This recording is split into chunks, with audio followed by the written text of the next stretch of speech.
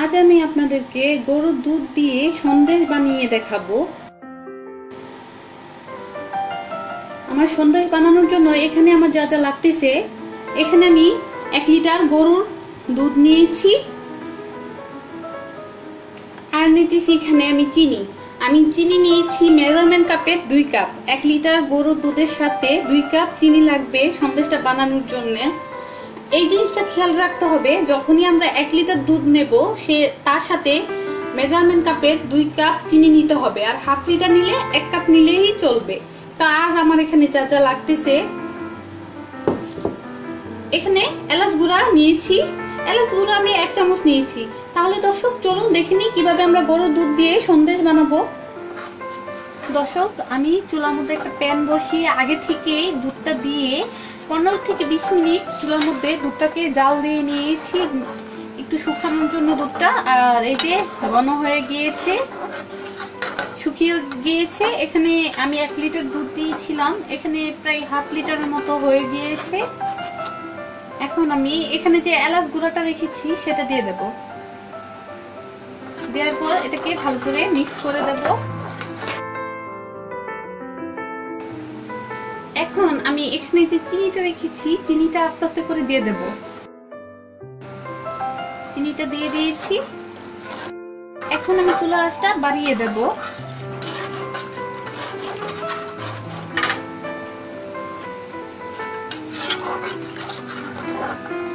আর আমি সন্দেশটা খাঁটি গরুর দুধ দিয়ে করতেছি, তার জন্য কিন্তু উপরে তেল ভেসে এসেছে।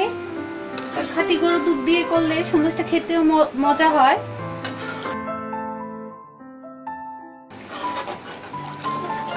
আপনারা চাইলে যে কোনো তরল দুধ দিয়েও করতে পারেন।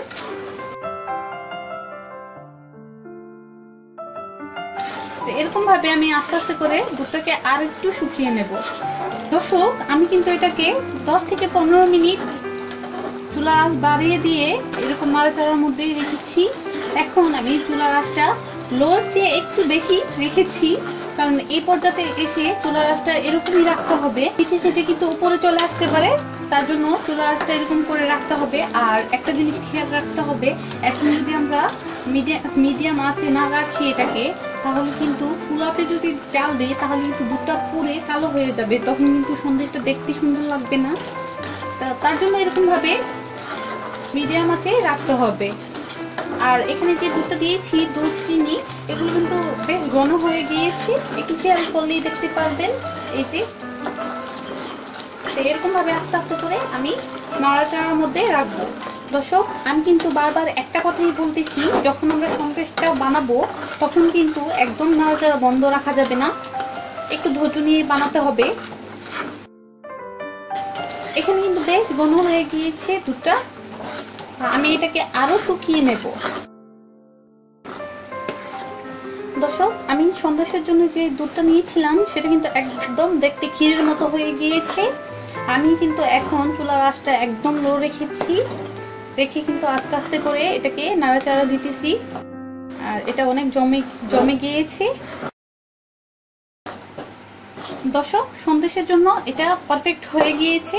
আমি একটা প্লেটে তেল লাগিয়ে এটাকে তুলে হালকা একটু ঠান্ডা করে এটা গরম গরম করতে হবে, তাহলে এটা আমি একটা প্লেটে তুলে নিচ্ছি।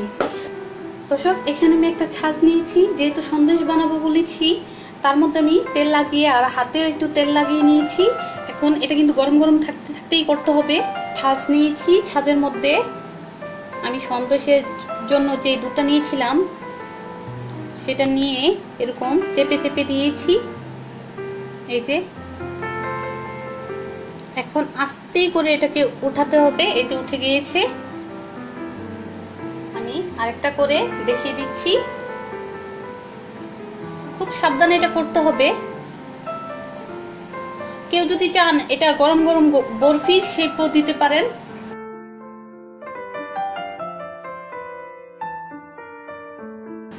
আরেকটা হয়ে গিয়েছে।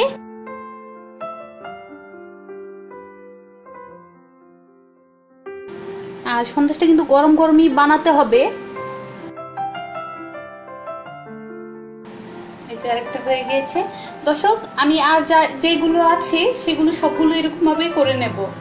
দর্শক তৈরি হয়ে গিয়েছে আমার গরুর দুধের সন্দেশ। সেম কিন্তু মিষ্টি দোকানের মতো হয়েছে। তো আমার রেসিপিটি যদি ভালো লেগে থাকে নিশ্চয়ই লাইক, কমেন্ট এবং শেয়ার করুন।